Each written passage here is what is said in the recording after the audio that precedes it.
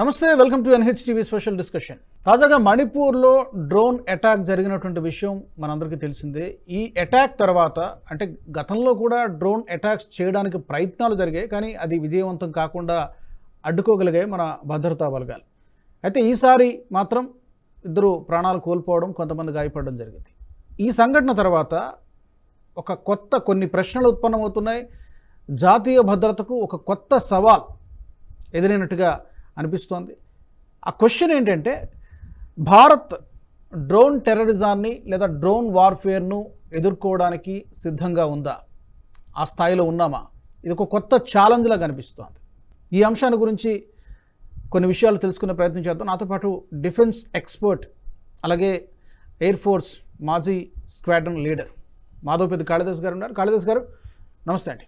నమస్తే అండి. కాళిదాస్ గారు, ఇది దేశవ్యాప్తంగా చర్చ జరుగుతోంది. ఇదేదో ఒక చిన్న ఇన్సిడెంట్గా, ఆకతాయాలు చేసినటువంటి ఇన్సిడెంట్గా మనం చూడలేం.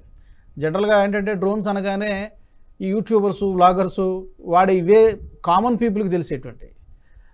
బట్ ఈ డ్రోన్ అనేది వేరే వెపనైజ్డ్ డ్రోన్స్ అని చెప్తూ ఉన్నారు. సో నా క్వశ్చన్ ఏంటంటే, భారత్ గనక ఇది ఒక కొత్త ప్రమాదం పొంచి ఉన్నట్టుగా అనిపిస్తోంది. అలాంటి ప్రమాదం నిజంగా ఉందా? ఒకవేళ ఉంటే గనక భారత్ అది ఎదుర్కోవడానికి, ఆ ప్రమాదాన్ని ఎదుర్కోవడానికి సిద్ధంగా ఉందా? ఇదేం కొత్తది కాదండి. మనం ఒక 5-6 ఏళ్లుగా పాకిస్తాన్ నుంచి ఫేస్ చేస్తుంది. సరే, అసలు ముందు ఈ డ్రోన్స్ ఎలా ఆపరేట్ అవుతాయి, దాన్ని ఎలా కంట్రోల్ చేస్తారని మన ప్రేక్షకుల కోసం చెప్తాను. ఒక మినీ హెలికాప్టర్ డ్రోన్. హెలికాప్టర్లో ఎలాగైతే ప్రొపెల్లర్ బ్లేడ్స్ ఉండి అవి తిరుగుతూ, అంటే అవి రొటేట్ అవుతూ ఆ బ్లేడ్స్ కూడా తిరుగుతూ ఉంటాయి. దానికి తోడు ఏరోడైనమిక్ డిజైన్ వల్ల చిన్న చిన్న ఎలిరాన్స్, ఫ్లాప్స్, రడ్డరు, సో వాటి సహాయంతో రివర్స్ థ్రస్ట్ కిందకొచ్చి హెలికాప్టర్ గాల్లోకి లేచినట్టు డ్రోన్ కూడా లేస్తుంది. అయితే ప్రధానమైనటువంటి తేడా ఎక్కడుంది? హెలికాప్టర్ నడపడానికి ఖచ్చితంగా పైలట్, కో పైలట్ కావాలి, లేదా సింగిల్ పైలట్ అన్నా కావాలి. డ్రోన్లో ఉన్నటువంటి విశేషమైనటువంటి సాంకేతికత ఏమిటంటే రిమోట్ కంట్రోల్తో నడపచ్చు. అయితే డౌట్ ఏంటంటే, రేంజ్ ఎలా ఉంటుంది కాళిదాస్ గారు? చెప్తా. దానిలో ఉన్నటువంటి బ్యాటరీ బట్టి ఉంటుంది. ఎక్కువ బ్యాటరీ వాడతారు. కొంచెం పవర్ఫుల్ బ్యాటరీ వాడారనుకోండి, 700, 800, 900 కిలోమీటర్లు కూడా వెళ్ళగలం. కిలోమీటర్స్ అయ్యండి, కిలోమీటర్స్ వరకు వెళ్ళగలుగుతుంది. వెళ్ళొచ్చండి. ఓకే. తక్కువ బ్యాటరీ అది వాడారనుకోండి, okay, 150 kilometre. Okay, first point. రెండవది, ఒక యుద్ధ విమానాన్నో రవాణా విమానాన్నో లాంచ్ చేయాలంటే చాలా పెద్ద రన్వే ఉండాలి, వ్యవస్థ ఉండాలి, ఎయిర్ ట్రాఫిక్ కంట్రోల్ ఉండాలి, ఒక రాడార్ స్టేషన్ ఉండాలి, సపోర్ట్ సిబ్బంది ఉండాలి. అది వేరే యుద్ధ తంత్రం. మనం ఇప్పుడు యుద్ధ తంత్రం కోసం వద్దాం. హెలికాప్టర్ అయితే పెద్ద రన్వేలు అక్కడైతే హెలిప్యాడ్ చాలు. డ్రోన్స్ అలా కాదు, మన ఇంటి పైకప్పున కూర్చొని కూడా లాంచ్ చేయొచ్చు. సులభం కదా? సులభం. ఓన్లీ థింగ్ ఇస్, నీ మాస్టర్ కంట్రోల్ ఫెసిలిటీ అని ఉంటుంది. దానికి ఒక యాంటీనా ఉంటుంది, ఒక ఫ్రీక్వెన్సీలో రన్ చేస్తారు. అంటే ఒక వీడియో గేమ్ని ఆడుతూ, అందరూ డ్రోన్స్ వాడుతున్నారు ఈరోజు దేశంలో కొన్ని వేల లక్షల డ్రోన్స్ వాడుతున్నారు, మంచి పనులకు వాడుతున్నారు. ఉదాహరణకి వ్యవసాయ సేద్యానికి వాళ్ళు బయటకు వెళ్ళలేని పరిస్థితుల్లో అలా ఉన్నప్పుడు ఇవే స్ప్రింక్లింగ్ వాటర్ చేస్తూ, తర్వాత అందులో ఉన్నటువంటి అత్యాధునికమైనటువంటి కెమెరాలు ఉన్నాయి. దాని ద్వారా ట్రాఫిక్ జామ్ కానివ్వండి, ఇప్పుడు ఈరోజు చూడండి మన వరదల్లో ఆహార పొట్లాలు వదులుతున్నారు. అంటే విలువైనటువంటి మనిషి పైలట్ ట్రైనింగ్ లేకుండా చాలా సులువుగా లాంచ్ చేసి మళ్ళా వెనక్కి తీసుకొచ్చి వాటిని వాడే విధానం. ఇప్పుడు ప్రశ్న ఎక్కడికి ఉత్పన్నం అవుతుంది? టెర్రరిజానికి, యుద్ధ తంత్రానికి. ఇదేం కొత్త కాదే. ఇజ్రాయిల్ అక్కడ చూడండి, మనం ఇన్ని రోజుల నుంచి చూస్తున్నాం. ఇరాన్ కొన్ని వందల డ్రోన్స్ పంపింది, హిజ్బుల్లా అటాక్ చేస్తుంది, హమాస్ కూడా కొన్ని రాకెట్లు, డ్రోన్స్. అంటే ఒక కత్తితో కూరగాయలు కోసుకోవచ్చు, మనిషిని చంపచ్చు. నువ్వు ఎలా వాడతావు అన్నదే అంతే ప్రశ్న. టెక్నాలజీలో లేదు అంతే కదా, టెక్నాలజీ తప్పే ఉందండి. సో ఈ డ్రోన్ యుద్ధ తంత్రం చాలా అద్భుతమైంది. ఎలా అంటే ఇందాక చెప్పినట్టు, ఒక సుక్షితుడైనటువంటి పైలట్ని తయారు చేసి, ఎంతో విలువైన ప్రాణాలు, ఆ పైలట్ని ట్రైనింగ్ ఇచ్చి తయారు కావాల్సిన కొన్ని వేల లక్షల డబ్బు ఇవి ఆదా అవుతాయి, విలువైన ప్రాణం సేవ్ అవుతుంది. ప్లస్ ఆపరేషన్ చాలా ఈజీ. ఒక 1-2 నెలలు ప్రాక్టీస్ చేస్తే వచ్చేస్తుంది. అంటే ఒక మినీ హెలికాప్టరు ఎట్లా వెళ్ళాలో అట్లా దాని డైరెక్షన్ మార్చుకుంటూ పక్కకి, కిందకి, చుట్టుపక్కల అన్నిటికన్నా సాంకేతికత ఏంటంటే డ్రోన్ యొక్క రాడార్ క్రాస్ సెక్షన్ అంటే దాని పొడవు వెడల్పు చిన్నగా ఉంటాయి. అందువల్ల రాడార్లు అంత సులభంగా ఐడెంటిఫై చేయలేవు. అది డ్రోనా పక్ష తేలే లోపల ఆ డ్రోన్ వచ్చేసి అది చేయాల్సిన విధ్వంసం చేయొచ్చు. ఏమిటి? ఒకటి, అత్యాధునికమైనటువంటి కెమెరాలు ఉంటాయి, మంచి HD and K3 K4 high లెవెల్వి. అవి అక్కడి నుంచి లైవ్ ట్రాన్స్మిషన్.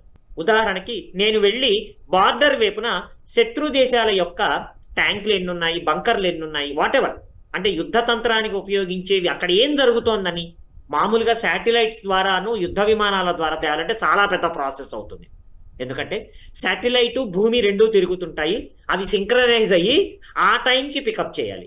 కానీ డ్రోన్ అలా కాదుగా. ఒక డ్రోన్ కాదు, నేను అవసరమైతే ఇప్పుడు స్వామ్ డ్రోన్స్ అని వచ్చాయి, వందలు వెళ్ళిపోతాయి. అందులో నువ్వు 20-30 కూల్చేసినా మిగతా అవి లైవ్ ట్రాన్స్మిషన్ ఇస్తాయి. అంటే ప్రధానంగా స్పైయింగ్ ఆర్ రికనసెన్స్ అంటారు. అది చాలా అద్భుతంగా లైవ్ ట్రాన్స్మిషన్ చేయొచ్చు. లేదా అందులో ఒక చిన్న హార్డ్ డిస్క్ పెడితే కొన్ని 100,000 వీడియోస్ తర్వాత మన ఫోటోగ్రాఫ్స్ సేకరించి వెనక్కి వచ్చేస్తాయి. అయితే ఎలాంటి వెపన్స్ ని క్యారీ చేయగలుగుతాయి, దాని కెపాసిటీ ఏంటి? సెకండ్ పార్ట్ ఇది ప్రధానంగా వాడతారు రికనసెన్స్ అంటే స్పైయింగ్ కోసం. నెక్స్ట్ ఆయుధాలు. ఈ డ్రోన్ సైజును బట్టి అందులో ఉన్నటువంటి హార్డ్వేర్ అండ్ సాఫ్ట్వేర్ అమెరికన్స్ దగ్గర చాలా అద్భుతమైనది. MQ-9 రీపర్ అని ఉంది. దాని సహాయంతో ట్రాక్ చేసి ఐ థింక్ ఇరాన్ లో సులేమాన్ని కొట్టేశారు. ఎంత నిశితంగా కొట్టారంటే అతను విమానాశ్రయంలో దిగి కాన్వాయ్లో వెళ్తుండగా మొత్తం లైవ్ ట్రాక్ చేసి MQ-9 డ్రాపర్ ఒక మిజైల్ ని కొట్టేసింది. మిజైల్ అంటే ఏంటంటే బాంబు కన్నా అత్యాధునికమైంది. అది ఒక ట్రాజెక్టరీని ఫాలో చేస్తూ ఆ టార్గెట్ ని ఫాలో చేస్తూ 100% కొడుతుంది. బాంబ్ అలా కాదు. బాంబ్ అనేది అక్కడున్న గాలి, దాని మూమెంటు, దాన్ని బట్టి ఒక అందాజ్గా వేయాల్సిందే అనమాట. దానికన్నా మిజైల్ ఎప్పుడు కొంచెం కాస్ట్లీ అయినప్పటికీ గురి తప్పదు. ఎందుకంటే అంత అత్యాధునికమైన ఇనర్షియల్ నావిగేషన్ సిస్టమ్ ఉంటుంది, అంటే గైడెన్స్ ఉంటుంది. దాని టార్గెట్స్ ఆల్రెడీ ఒక పెన్ డ్రైవ్ లో పెట్టి దానికి ఫిక్స్ చేసేయచ్చు.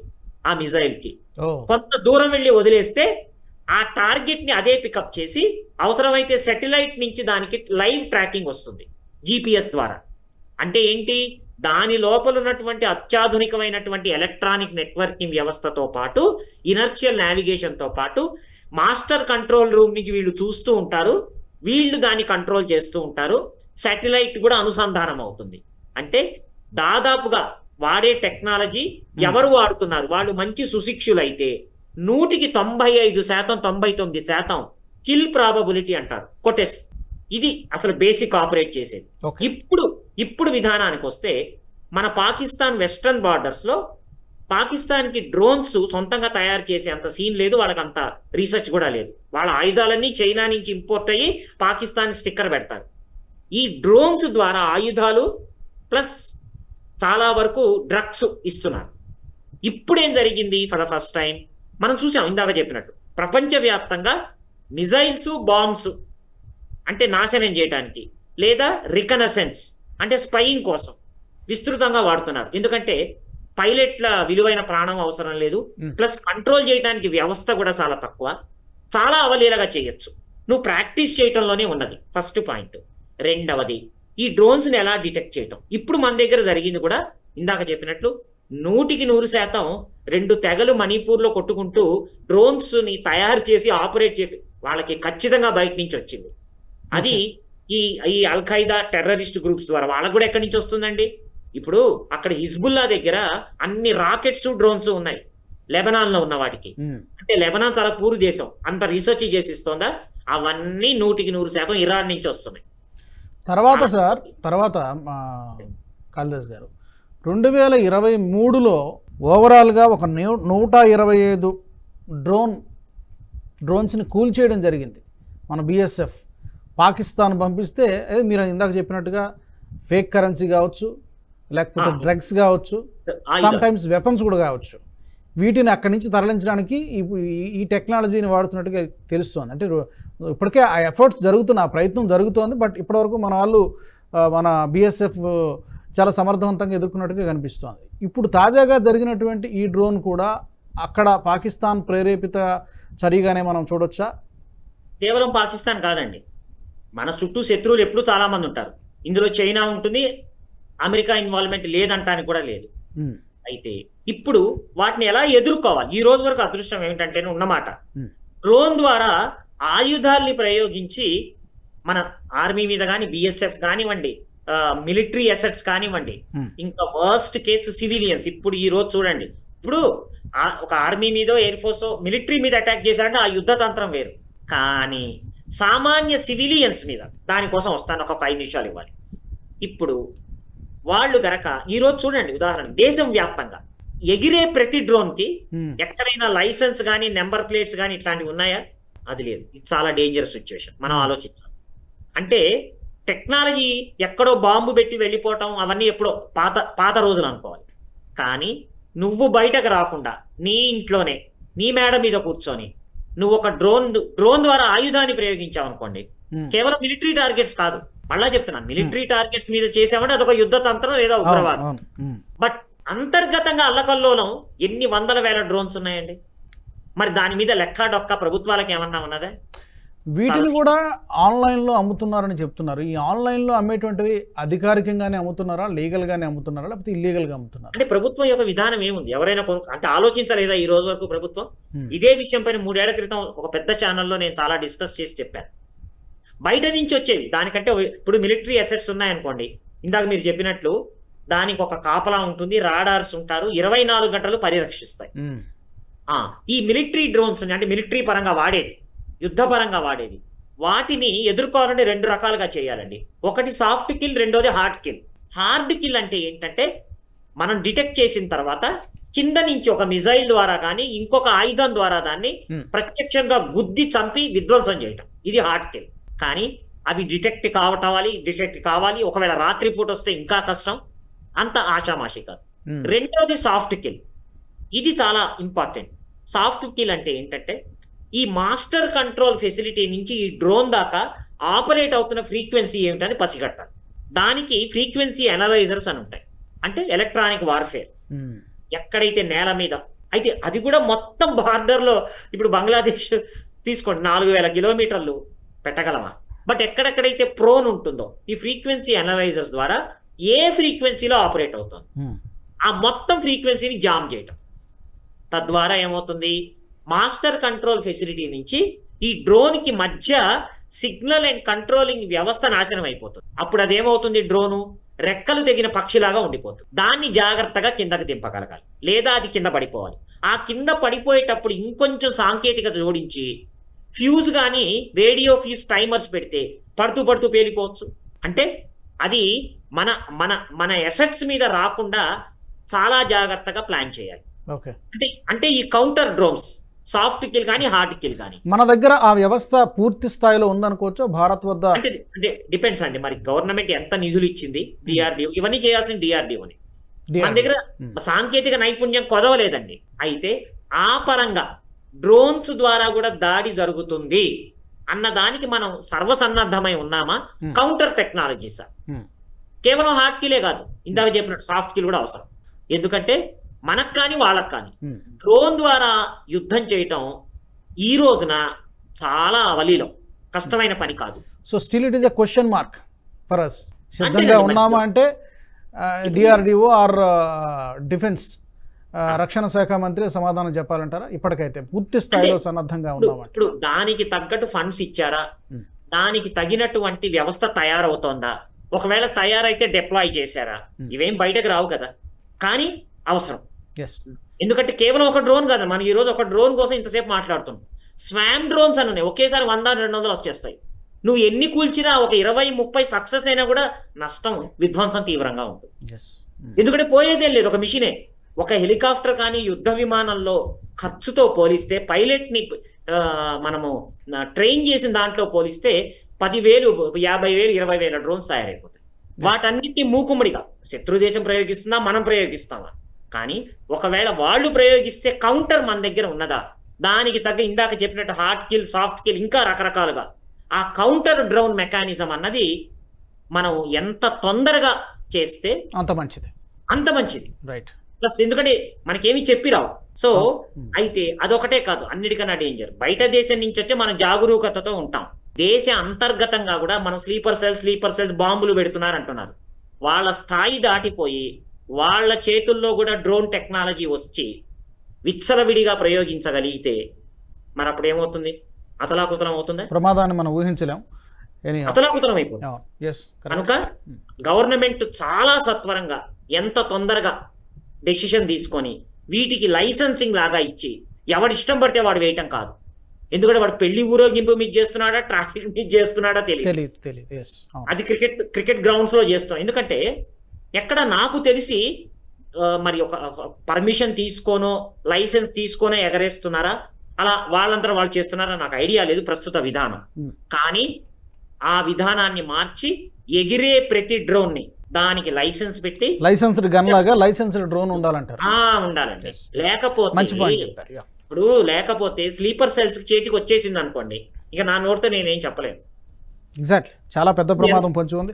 Thank you so much. So ఆ దిశగా రాష్ట్ర ప్రభుత్వాలు, హోమ్ డిపార్ట్మెంట్, ఇతరత్ర డిఆర్డిఓ వంటివి, ఐబి అండ్ రా ఎక్కువగా భారతదేశం బయట ఆపరేట్ చేస్తుంది. బట్ ఇంటెలిజెన్స్ వ్యవస్థ చాలా ముఖ్యం అండి. చేతులు కాలేక ఆకులు పట్టుకుంటే ఏమీ అవ్వదు. ఇంటెలిజెన్స్, మిగతా నెట్వర్క్ అందరూ ప్రభుత్వాలు కూర్చొని భాష దాని బయట నుంచి వచ్చేదానికి ఎలాగూ border security force, army, air force రెడీగా ఉంటాయి. బట్ ఇందాక మణిపూర్లో మనం ఊహించి ఉండం కదా, ఎక్కడో బయట నుంచి వచ్చి ఉండదు, లోపలికి వచ్చి దాచిపెట్టి అదను చూసి ప్రయోగించారు. అందువల్ల ఎవరు పసిగట్టలేదు. దేశం లోపల సొసైటీలో రాడార్స్ ఉంటాయండి, ఉండవు కదా. సో దీనికి విరుగుడు తంత్రం ఏమిటి, యంత్రం ఏమిటి, మంత్రం ఏమిటి అన్నది ప్రభుత్వాలు చాలా జాగ్రత్తగా ఆలోచించాల్సి ఉంటుంది. Thank you so much Kalidas గారు. చాలా మంచి విషయాలు చెప్పారు, చాలా మందికి తెలియని విషయాలు తెలియజేశారు ఈ ఎపిసోడ్ ద్వారా. Thank you so much for joining us. So ఈ డ్రోన్ టెర్రరిజం ద్వారా రూపంలో ఒక కొత్త ప్రమాదం భారత్కు పొంచి ఉంది. మరి ఈ విషయంలో హోంశాఖ కావచ్చు, రక్షణ శాఖ, అలాగే రా కావచ్చు, ఇంటెలిజెన్స్ బ్యూరో కావచ్చు, తీవ్రంగా ఆలోచించాల్సినటువంటి అవసరం ఉంది. ఎందుకంటే ప్రమాదం జరిగిన తర్వాత దాని గురించి బాధపడడం కంటే రాబోయేటువంటి ప్రమాదాన్ని ముందే ఊహించి దానికి అనుగుణంగా డిఆర్డిఓ తగినటువంటి రీసెర్చ్ చేసి ఇలాంటి డ్రోన్ టెర్రరిజాన్ని, డ్రోన్ వార్ఫేర్ని ఎదుర్కోవడానికి సంసిద్ధంగా ఉండాల్సినటువంటి అవసరం ఎంతైనా కనిపిస్తోంది.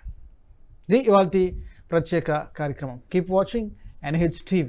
ఈ వీడియో మీకు నచ్చినట్టయితే లైక్ చేయండి, 10 మందికి షేర్ చేయండి, అలాగే కామెంట్ల రూపంలో మీ అభిప్రాయాలను మాతో పంచుకోండి. Nationalist hub group of channels ను సబ్స్క్రైబ్ చేసుకుని తెలుగునాట జాతీయవాద జర్నలిజాన్ని ప్రోత్సహించండి. ఈ వీడియో కింద ఉన్న బెల్ ఐకాన్ పై క్లిక్ చేయడం మర్చిపోవద్దు.